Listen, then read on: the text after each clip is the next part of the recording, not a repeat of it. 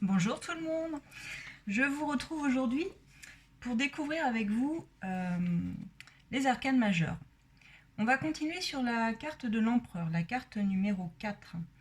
La carte de l'empereur, lorsque vous l'avez dans un tirage, les mots-clés correspondant à la carte de l'empereur sont le commandement, la prise de décision, l'aspect matériel et financier également. L'empereur, c'est souvent un homme d'expérience. Ça nous parle assez souvent d'autorité, de raison et de logique. L'empereur est comme ça. L'empereur, c'est quelqu'un qui concrétise. C'est quelqu'un qui construit. C'est une personnalité affirmée et sûre de lui. Confiant. Quelqu'un de très confiant, l'empereur. Lui, il bâtit, il cadre, il sécurise également. Et puis il a aussi ce petit côté-là où il se fait passer avant les autres, c'est cette figure d'autorité, c'est le moi d'abord. C'est je pense à moi d'abord, parce qu'il est maître de son destin. De l'empereur, on peut vraiment dire ça, c'est quelqu'un qui maîtrise, qui est dans la maîtrise totale, de tout. Hein. Et c'est lui qui décide, toujours avec justesse et sagesse. Voilà ce qu'on peut dire de l'empereur. On peut dire également que c'est, quand vous avez cette carte, ça nous parle déjà de partir à la conquête de quelque chose, de suivre aussi nos rêves. Il a un côté très paternaliste, cet empereur. C'est aussi l'homme, comme je disais, qui fait preuve d'autorité parce que ça peut représenter quelqu'un d'assez têtu. C'est ouais, quelqu'un qui veut avoir, enfin qui a raison, quoi, qui a raison. Ça parle aussi alors un peu du père de famille, mais à l'ancienne, celui qui ramène l'argent. Quand je dis qu'il sécurise, c'est un peu ça. C'est l'aspect, il a un aspect un peu entêté.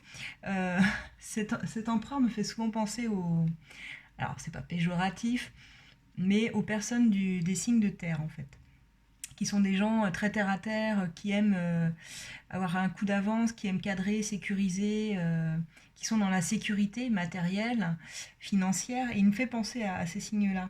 On dit souvent ça des signes de terre. Parce que ce sont des personnes stables, sérieuses, mais rassurantes également. Hein. C'est une énergie rassurante.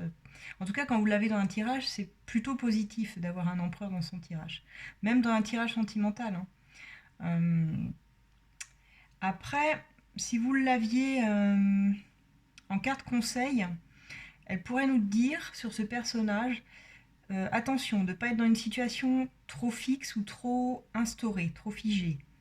À ce moment, ça peut aussi amener à le conseil suivant qui nous dirait de faire appel à plus de rigueur et de discipline dans votre vie, à mettre en place plus d'organisation, plus de travail. Ça pourrait vouloir dire ça.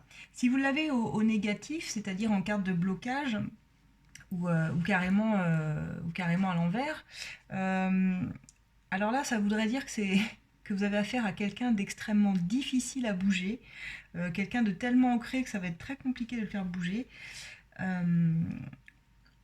ou alors carrément l'inverse, de ne pas être assez ancré, de ne pas être assez stable.